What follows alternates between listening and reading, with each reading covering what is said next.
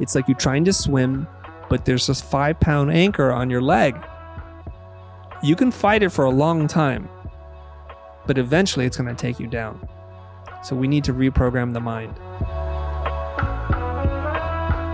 I don't know. I feel like, to a certain extent, I'm already fortunate enough that I got to come to America and become a citizen, all these different things. And, sometimes I feel like I could be doing more, just of what I can achieve. But Okay. I think I have... Stop there then. This idea of wanting to do more, feeling like that, what's the emotion that's attached to this observation? Is it one where you feel like you're beating yourself up, like, oh, I could be doing more? Or is it, I could be doing more? Does it empower you? Or does it make you feel bad that you're not working as much as you like to work? What's the emotion assigned around that? Honestly speaking, the first one. That's what I suspected. So that's not a good voice inside your head. That's the inner voice that is being critical of not being satisfied with what you have. Okay?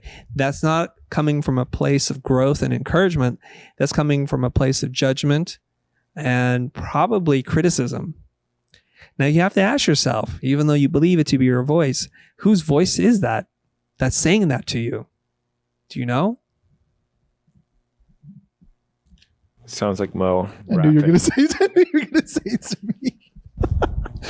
Honestly, I don't know, because in the same situation, I'm very fortunate with my mom that her dad, my grandpa, shout out your grandpa in Brazil, he made my mom go to school, get a degree that she did not want. And when she graduated school, she was like, hey, here's your diploma.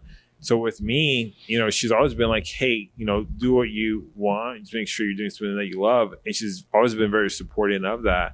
So I wouldn't say it was my mom. Most of it, honestly, is kind of you. But it's just because I think you see the potential in us.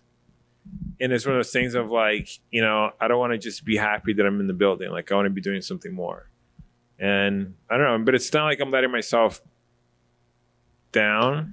So you're saying, I'm just going to check, and you guys make sure we're keeping each other honest in this room, is if you never met me, you're the happiest guy in the world and you're just going to do what you're going to do and you're going to be okay with that.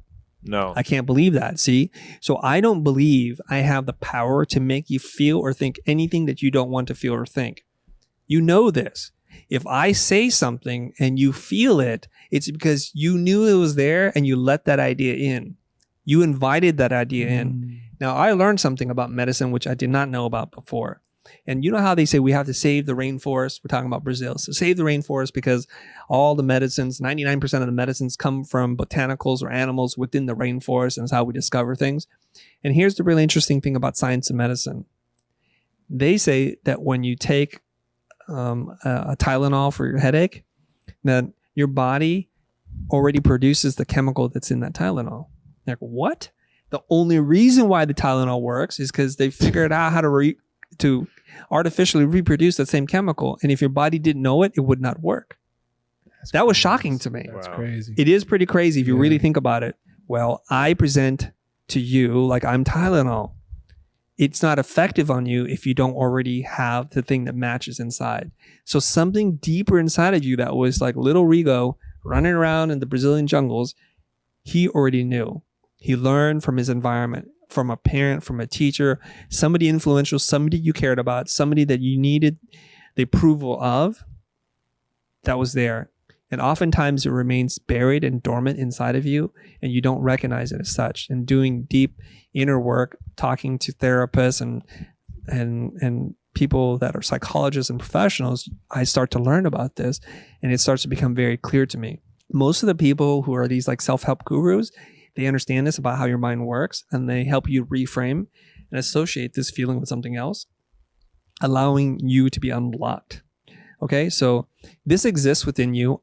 Some rando Asian dude says this to you that you have never met before through the internet, and you're like, I think I feel this.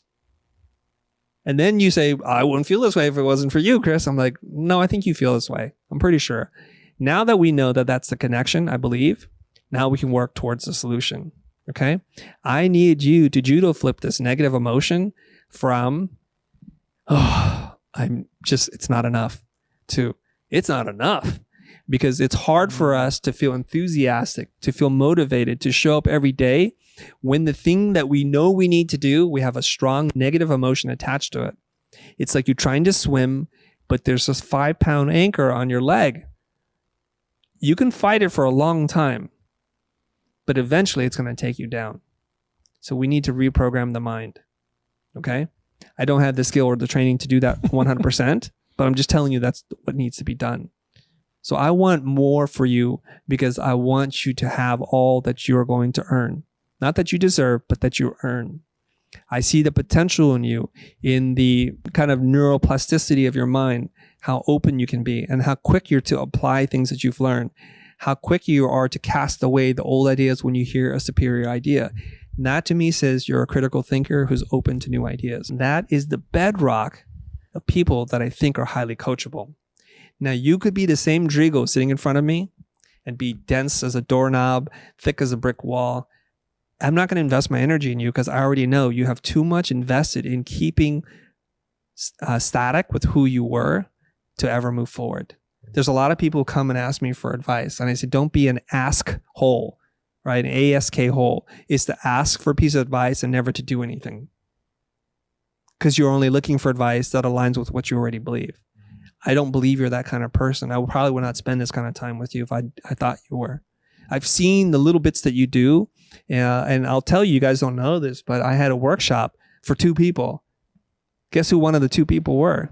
This guy. Rodrigo. He jumped on a plane from Miami, flew out of here to do the workshop. So what turned out to be a lack of poor promotion on our part and follow through turned out, I think, to be a benefit where I basically trained 2 people.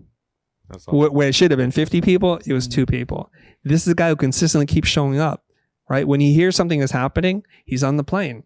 The reason why I'm talking to the 2 of you, and there's no coincidence that the 2 of you are here, is I just produced a workshop at Art Center. It wasn't even me headlining. And next thing I know, you guys are like, we're out from Mississippi. We're going to be there. I'm like, what the frick are you guys doing? It was the chance. You right? You see what I'm saying? It's hundreds, maybe thousands of other people found out about the same thing. Only 2 people jumped on. Actually, it's more than 2 people, but 3. I was there. You were there too? I was there too. Damn, I don't. Can't. This guy's. Did you know him back then? No, I didn't. Oh my God. We found out that he was there a few days ago. Holy guacamole. Literally. What a weird small world. So is it any coincidence that the 3 very people that are spending November pre-Thanksgiving with me on a weird lockdown, coronavirus shutdown life are the same 3 people who showed up for an event I did not even headline? Now, you can say you believe in chances and miracles and coincidences, but I don't. I believe each and every one of you set this intention. And whether you convince him or he convinced you, you both said yes because you wouldn't be here. Nobody held a gun to your head. Right. Isn't that weird?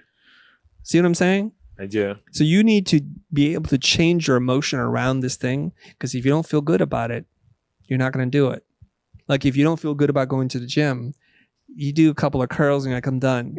With 10-pound weights. Why did you look at Mo? Oh, I don't know. He knows why he I'm just scanning the room. It's all right. I'm just scanning the room is all. You know what I mean?